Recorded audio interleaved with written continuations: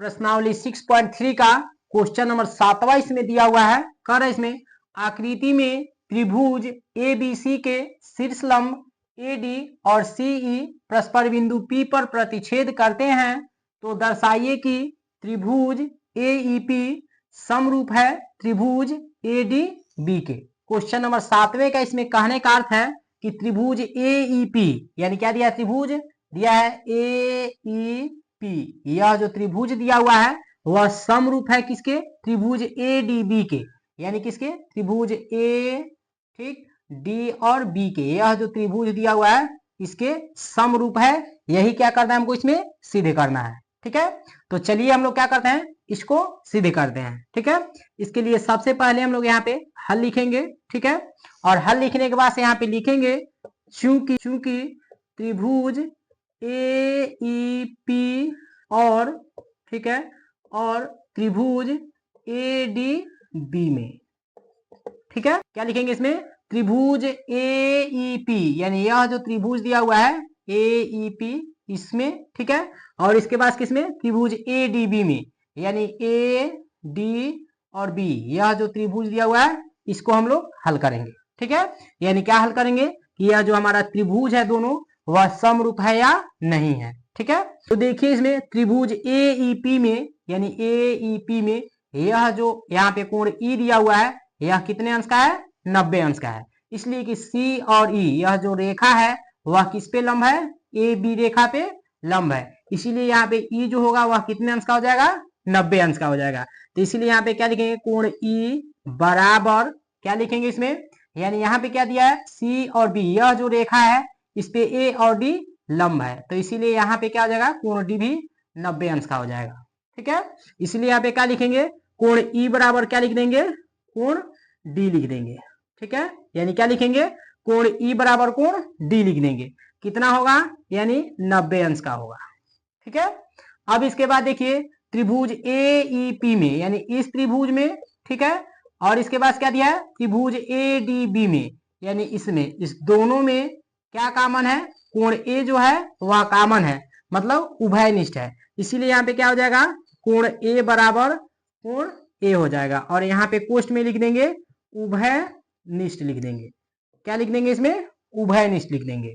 ठीक है, अब देखिए त्रिभुज AEP में, ठीक है, और त्रिभुज ADB में, इसमें क्या है कि यानी यह कोण, ठीक है, और यह कोण, यानी त्रिभुज AEP में दो जो कोण है वह दोनों कोण किसके बराबर है, त्रिभुज ADB के, यह जो दो कोण है यानी कोण D, ठीक है, और कोण A, यह दोनों कोण यानी इस दोनों त्रिभुज में दो कोणों का मान जो है वह क्या है, बराबर है, और जब दोनों त्रिभुज में दो कोणों का मान बराबर है तो इस दोनों त्रिभुज में तीसरा जो कोण होगा वह क्या होगा, यानी दोनों त्रिभुज का तीसरा जो कोण होगा वह क्या होगा, बराबर होगा, यानी कोण P बराबर क्या होगा, कोण P बराबर कोण B आएगा।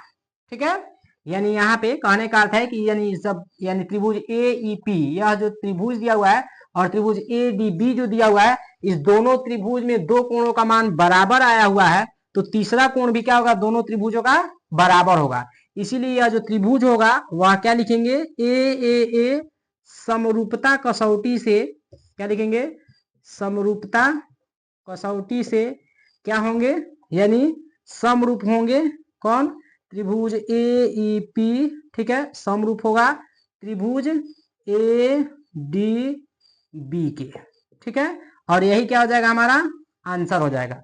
क्वेश्चन नंबर 7वें का चौथा इसमें जो भाग दिया हुआ है इसको हम लोग हल करेंगे। ठीक है, क्वेश्चन नंबर 7वें का चौथा इसमें भाग क्या कर रहा है, कर रहा है इसमें त्रिभुज PDC समरूप है त्रिभुज BEC के। ठीक है, यानी क्या कर रहा है, त्रिभुज PDC दिया हुआ है, यानी कहने का अर्थ इसमें है P, ठीक है, PD और C, यह जो त्रिभुज दिया हुआ है PDC, यह त्रिभुज समरूप है, किसके समरूप है, त्रिभुज BEC के, यानी क्या दिया है, BE और C, यह जो त्रिभुज दिया हुआ है इसके समरूप है, यही इसमें क्या करना है, हमको सिद्ध करना है। ठीक है, तो इसके लिए चलिए हम लोग सबसे पहले यहाँ पे हल लिखेंगे।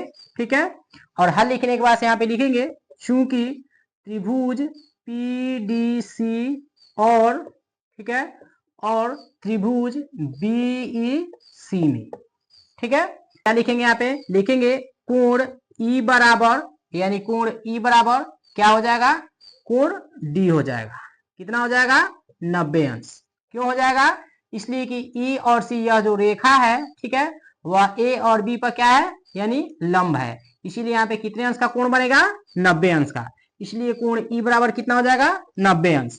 और यह ए और डी, यह जो रेखा है, यह रेखा, यह सी और बी, यानी यह सी और बी जो रेखा दिया हुआ है, बीसी रेखा, इस पे लंब है। इसीलिए यहाँ पे कितने अंश का कोण बनेगा, 90 अंश का कोण बनेगा। इसलिए कोण ई बराबर कोण डी हो जाएगा। और कितना अंश हो जाएगा, 90 अंश का हो जाएगा। ठीक है, अब इसके बाद देखिए यहाँ पे, यानी क्या दिया है, त्रिभुज पीडीसी दिया है, यानी पीडीसी, यह सी जो कोण है, ठीक है, यह दोनों त्रिभुजों में क्या है, कॉमन है। यानी त्रिभुज पीडीसी में, इसमें भी कॉमन हो रहा है, ठीक है, और त्रिभुज किस में कॉमन हो रहा है, यानी बी, ठीक है, ई और सी, इसमें भी कॉमन हो रहा है। इसलिए यहाँ पे क्या लिख देंगे, कोण सी बराबर कोण सी लिख देंगे। और यहाँ पे लिख देंगे उभयनिष्ठ। क्या लिखेंगे इसमें, उभयनिष्ठ।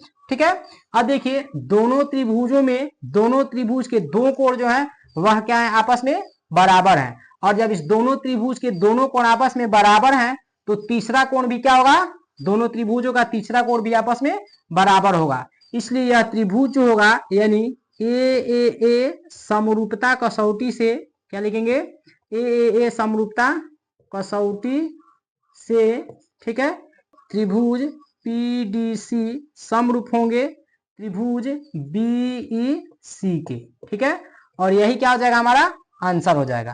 क्लियर।